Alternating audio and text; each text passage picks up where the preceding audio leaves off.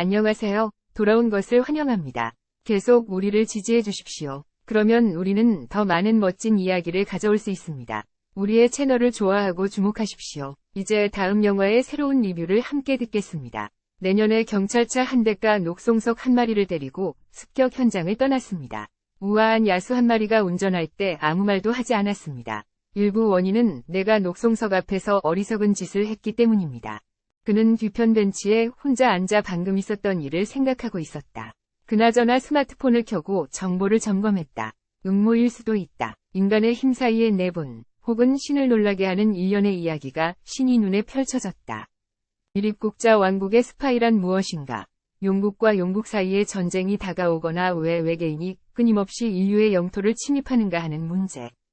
따라서 외계 야수의 지구 침공 사실이나 오아시스 음모론에 대해서도 문명을 생각하면 가치 있는 정보를 찾을 필요가 있다는 논란이 많다.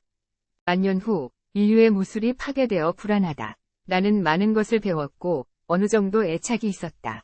그는 자신이 미래에 대한 책임이 크다고 느꼈다. 오늘 일어난 일은 내부를 분열시키려는 한 무리의 사람들과 관련이 있을 것이 분명하다. 그는 생각할수록 화가 났고 국경을 침공한 짐승과의 싸움에 더욱 실증이 났다. 게다가 그 안의 양아치들, 6명의 성인들은 얼굴을 찌푸리고 힘줄을 비틀며 자신에게 그가 반드시 더 강해질 것이며 이 빌어먹을 사람들을 모두 죽일 수 있을 것이라고 말했다. 설령 사국이라도 마찬가지였다. 하느님의 백성들이 모여 큰 소리로 외치며 하느님의 연민과 용서를 구하면 그들은 다시 이 기도에서 살 수 있고 하느님의 이름이 그들의 생활에서 신성하게 될 수 있다. 녹성은 담담하게 웃으며 아무것도 아니다. 나는 조만간 발생한 모든 것을 해결할 것이다. 날이 곧 어두워지고 경찰차가 광장의 인산인해를 이룬 곳에 세워질 것이다. 당신이 차에서 내리기 전에 나는 부경장에게 감사하는 것을 잊지 않는다. 왜냐하면 당신이 나를 더 빨리 걷게 했기 때문이다. 그는 배낭을 어깨에 놓았다. 그는 몸을 돌려 천천히 군중에 융합되어 행운을 기원하는 경찰에게 손을 흔들었다. 소하여는 건강한 그림자가 점점 인파 뒤로 사라지는 것을 보고 갑자기 이상한 감정이 자신에게 만연하는 것을 느꼈다. 그녀 혼자만 남았을 때 뺨을 빨갛게 만들었다. 그 나이가 같은 소녀를 생각하며 자신이 언제 육성을 다시 만날 기회가 생길지 몰랐다. 부경장의 마음속에 눈앞에 사랑의 장미꽃을 피우고 있는 사람들의 작별은 그녀를 슬프고 수줍게 남평시를 떠나 잠시 친구들을 데리고 더 익숙한 작은 곳으로 돌아가게 했다. 바로 백하시 고중 1학년 체육관인데 그 속에는 익숙한 그림자가 있는데 우에서 아래로 몸을 날려 지나가면서 아주 유력한 함성과 함께 지나갔다. 긴 머리를 한나딕은 소녀의 모습이 운동복을 입은 젊은이의 얼굴에 떨어져 그녀의 실력을 쉽게 알 수 있다. 그녀는 다른 한 명을 바닥에 내려놓고 경계하며 한쪽 다리를 웅크리고 다른 한 명이 굴복하지 않으면 다시 찰 준비를 했다. 방 안에 울려 퍼지는 승리를 비웃는 환호 소리 속에서도 그녀의 얼굴은 여전히 엄숙하다. 발밑에서는 패배를 털어놓는 동급생이 있는데 정말 선생님을 이기다니 체육 선생님이라고 부르는 것은 인정한다. 모두가 그 주변에 모여 한원을 이루고 자신을 소개하는 흰호아를 가리키며 옆에는 흰호아가 있습니다. 이 친구는 우리 학교에서 전투에 능숙한 6급 학생입니다. 실전 전투 과목에 항상 참여합니다. 질문이 있거나 흰호아의 의견을 참고하고 싶다면 말씀해 주십시오. 체육 시간이 끝난 후 땀을 닦고 있는 루신이 앉아 있을 때 여러 여학생들이 칭찬하고 즐거워하는 모습이다. 흰호아는 정말 대단해요. 정말 존경스럽다. 이 부분은 동생과 비슷하다. 여자들이 많이 좋아하지만 솔직하게 자신의 감정을 숨기지 않는다. 흰호아는 내 칭찬에 흥미를 느끼지 않는 것 같다. 짧은 머리친 친구가 어깨를 으쓱하며 말했다. 워, 흰호아야, 왜 그리 우울해 보이냐? 임딤은 연한 녹색 눈동자로 대답했다. 너도 언제나 나의 형제 몬스터와 같이 즐겁게 있을 수 없다면, 나와 같이 기뻐할 수 없다면, 왜 내가 그렇게 기뻐하는 것 같은데 마치 루신을 언급하자마자 즉각적으로 그 두 아이는 루신에 대한 열망을 숨길 수 없게 되어 빛나는 눈으로 물었다. 흰호아야, 루신은 언제 학교에 올 건가요? 그를 초대해 함께 저녁 식사할 것이다. 여동생은 손을 내밀어 흰호아를 도와주며 친근하게 물었다. 왜 그런 빠른 속도로 뛰어왔어? 루신 형을 보자마자 슬픈 일들을 잊어버린걸. 겨울방학이 아직 도래하지 않았는데 그런데도 다시 학교에 와 있구나. 믿을 수 없다. 루신이 미소를 지으며 말했다. 학교 과제를 마치면 그냥 돌아갈 뿐이야. 무슨 일인지 잘 모르겠지만 도시 백화로 돌아왔다. 흰호아는 주위를 둘러보며 가방이나 옷주머니 속에 무언가 재밌는 것이 있는지 확인했다.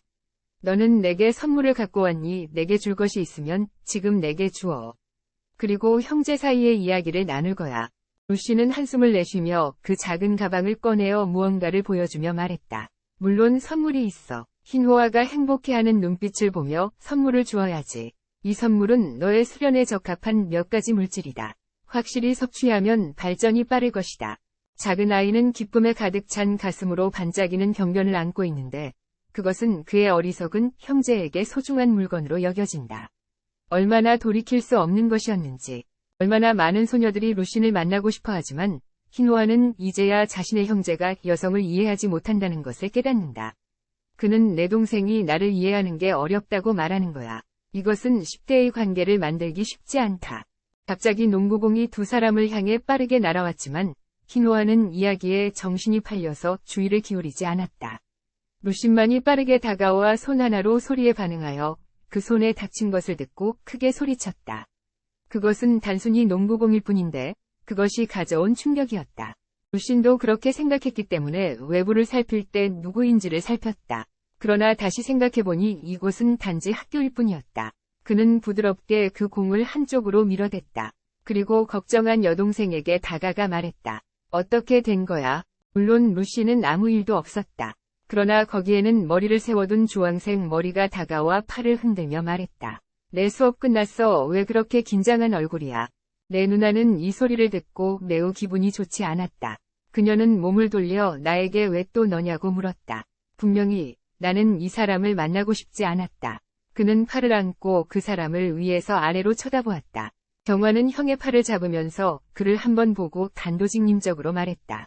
이것은 형과 무관하다. 하루 종일 매달리고 싶지 않다. 그리고 그는 몸을 돌려 그를 보고 그는 말했다. 그를 상대하지 말고 우리 갑시다. 그 귤 머리의 사람은 비명을 질렀다. 그들은 그 6살짜리 사람과 섞여 있었다. 형제들은 도망가려고 했다. 그들은 모두 귤 머리의 신비한 눈빛을 볼 수 없었다. 그는 주먹을 꽉 쥐고 이를 깨물며 꼬르륵 분노를 터뜨렸다. 너는 나를 좋아하지 않을 수도 있지만 너는 이런 노인을 사랑할 수 없다. 대신에 그는 녹색 성자의 얼굴을 똑바로 가리키며 이 사람이 무슨 말도 안 되는 소리를 하고 있는지 궁금해하며 당황했습니다. 그도 똑같이 당황하여 자신을 가리켰습니다. 또, 잠깐만요. 내가 그렇다고 했잖아요. 말을 마치자마자 육성은 3글자를 인정했다. 한 노인이 자신의 머리를 누르는 무게는 경화보다 더 무거웠다. 몇 살 때 거리로 나가면 이 고등학생들의 눈에 노인이 되었을까? 이런 느낌은 경멸받는 힘보다 더 사람을 가슴 아프게 한다. 이렇게 오래 고향에 돌아와 이렇게 큰 상처를 받게 할 수는 없다. 남의 집에 구애하는 딸은 아직 후손에 깨지는 소리를 듣지 못하고 아래에서 얼굴로 메아리쳤으며 철판에서 이를 악물고 땀을 뻘뻘 흘리며 신음했다. 하나님의 분노가 너무 커서, 하나님의 분노가 너무 커서, 그의 분노가 너무 커서, 그의 분노가 너무 크다. 옆구리가 아프고 눈물이 나고 콧물이 부들부들 떨리고 계속 고개를 들고 저주하고 그래요. 매번 그래요. 매번 아파요. 뒤에는 이름 모를 저주하는 남자가 부은 바짓가랑이를 안고 있어요. 꺼져, 꺼져. 그 늙은이를 부르는 것을 잊지 말고 두고 봐. 내가 너를 찾아와 결판을 내줄게. 뒤에 쓸데없는 말들이 많이 있어. 너무 빨리 달려서 안 들려. 이놈이 날 쫓는 거야. 이놈이 날 쫓는 거야. 그는 3일 동안 줄곧 나와 함께 있었다. 그는 미행과 포옹에 질렸다. 만약 그가 나를 쫓고 싶다면 그는 반드시 먼저 나를 물리치고 나에게 좋은 인상을 남겨야 한다. 너희 둘은 백화중학교에 이런 남자아이가 있다고 생각하니 생각해봐. 이것은 엄숙한 문제야.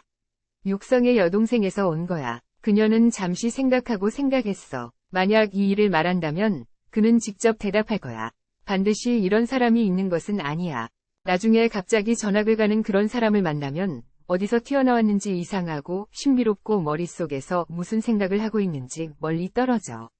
육성은 엄숙한 표정을 지었다. 이곳의 관건은 림소라는 성을 가진 사람들은 염유눈과 우눈이 만나기만 하면 약간의 거리를 두어야 한다. 삼켜서 생긴 그런 표정을 짓지 말아야 한다. 경화는 그의 형에게 무슨 문제가 있는지 이해할 수 없다. 갑자기 6성인의 작은 마음의 기억을 떠올리고 참, 별하늘에 갇힌 양현 형제자매. 그들이 어떻게 성장했는지, 그들의 어두운 경멸이 그를 두려워하게 했다. 왜? 그냥 친구. 하지만 그 개구쟁이 소리가 정말 우리의 손을 끌었는데 우리는 왜 영화를 보러 가야 합니까? 전혀 체면을 봐주지 않고 가볍고 아프고 춥고 온 사람이 심하게 아팠는데 그녀가 화제를 바꾸었는데 너의 한 동창이 유치민이라고 한다. 그런데 왜 살찐 친구 육성에게 가볍게 물어보고 왜 그러냐고 궁금해했다. 그는 무대본과에 합격하지 못한 것 같아 떠나기 전 군에 입대해 작별 인사를 하고 싶었지만 일찍 교토에 도착했다. 그래, 육성은 갑자기 계명에게 연락해야 한다는 생각이 들었다. 그래서 육성육은 오랫동안 전화를 듣지 못했는데 갑자기 그가 한 번도 열지 않은 99여 통의 문자를 보내는 것을 보았다. 최근에 문자 메시지를 보고 간단하게 육성이 어디에 있느냐고 물었는데 뜻밖에도 잠시 당신의 뉴스를 보았는데 갑자기 자신이 뜻밖에도 가장 중요한 일을 놓쳤다는 것을 믿지 못했다. 유계명은 뜻밖에도 동부군구에 몸을 던졌다. 이는 육성이 익숙히 알고 있는 곳이 아닌